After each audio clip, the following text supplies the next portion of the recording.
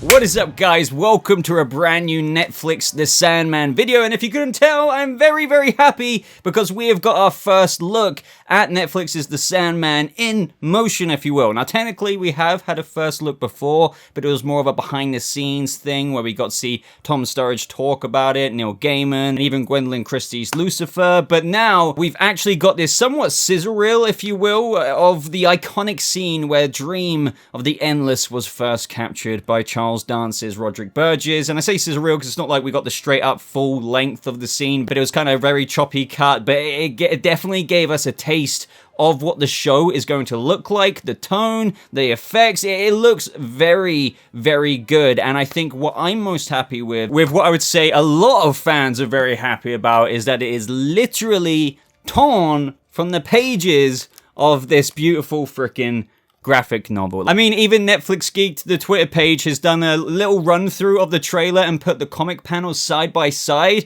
just to show you how they have literally lined up shots. We'll dive into this a little bit more later, but yeah, I think if you're a Sandman fan, it'd be very strange if you're not happy about what you just saw. So all of this is coming out of the Netflix event where they're revealing a lot of trailers. I do plan on covering the new Witcher trailer, by the way. Hopefully that will be up tomorrow, but we do also get to see Neil Gaiman and Tom Sturridge, who plays Dream, talk about quite a bit of the show and their experience, and obviously Neil Gaiman really seeing this come to fruition. It has been somewhat of a lifelong dream, no pun intended there. And he talks about how really he feels like it was almost as if it was always meant to happen this way with this adaptation, this cast, and how the show is really a show that is true to the comics, and adapting Sandman with the series has been such a labor of love of Neil's. He goes on to say that obviously they strived completely and wholeheartedly to make the show shape the story that's authentic to what makes it the Sandman story that people love, while also giving a wider perspective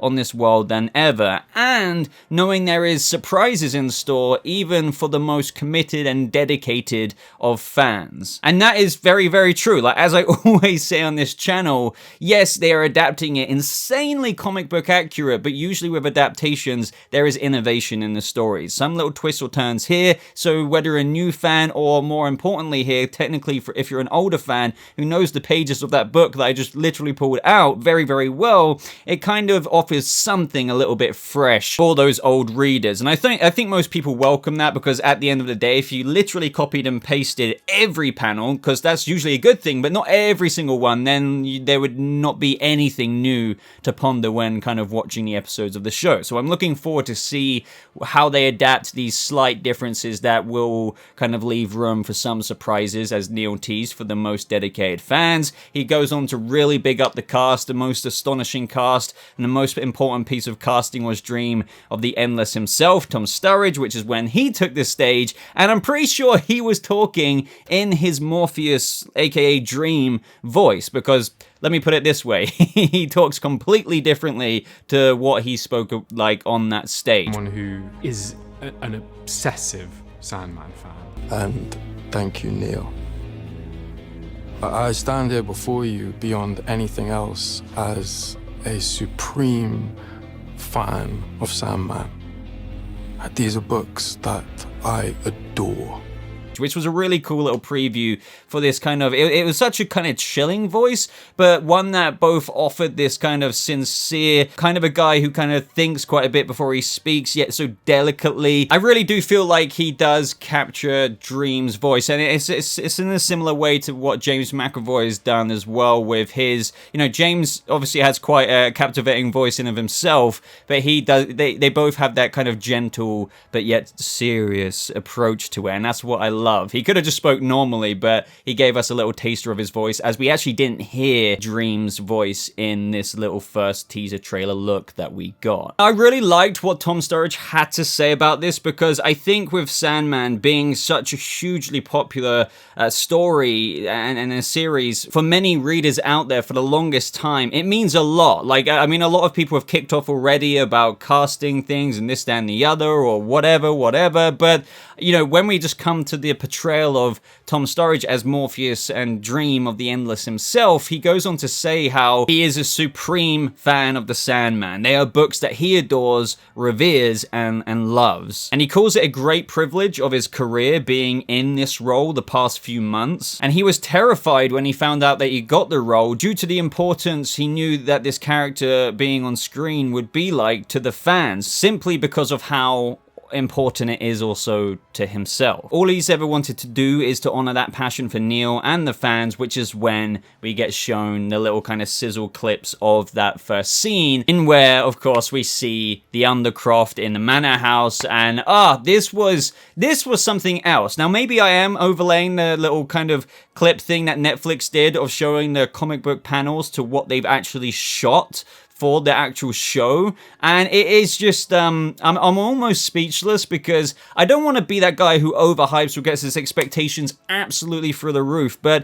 if you couldn't tell already, I am very optimistic about this. I've been optimistic about this way before we've even seen footage for this show, and I think that's because we did have a lot of assurances from the get-go. For example, Neil Gaiman being heavily involved, like the kind of puppet master, making sure that this show is true to the comics. And I really do feel like this teaser that Netflix gave us yesterday definitely demonstrated that, where we see the occult ritual taking place. And by the way, in this iteration, he's not held in a little freaking bubble for 70 years. I believe it's actually around 105 years, because he gets out in present day of 2021. Like, that's when the show will take place. And I just feel like the way it was just done, you're seeing on screen whether that is the freaking feather of an angel, or when he, gets some of his blood. I think my most favorite shot is probably most people's, and that is when we see the little bird's eye view of where the comic book panel shows Dream literally on the floor in his gown with all of his artifacts there and his mask, and you literally see it in the show. And I feel like, well, what more could they have done to make that literally clone the comic book panel itself? I think the casting for the show is absolutely spectacular. As I said, without getting into the politics of it, I know some people aren't fans of some things, but I really am. But I think Roderick Burgess, as played by Charles Dance, is just so spot on. I raved about this before, but that is so spot on. Look at him. Look at him. In the trailer as well, towards the end, we do hear Boyd Holbrook's Corinthian talking about, the endless, there's a few of them. We have death, we have desire, and then, who do I have? As Charles Dance's Roderick Burgess says, and he says, dream. And, that's where he's gonna learn, about Dream and want immortality so he can let him go. But as we know, Dream literally doesn't really even say a word for decades and decades and decades and decades, and then I can literally keep repeating that. I feel like I am fanboying out right now. I can't really articulate this other than everything I saw looked very high production. The effects look really spot on when, we see the capturing of Dream happening.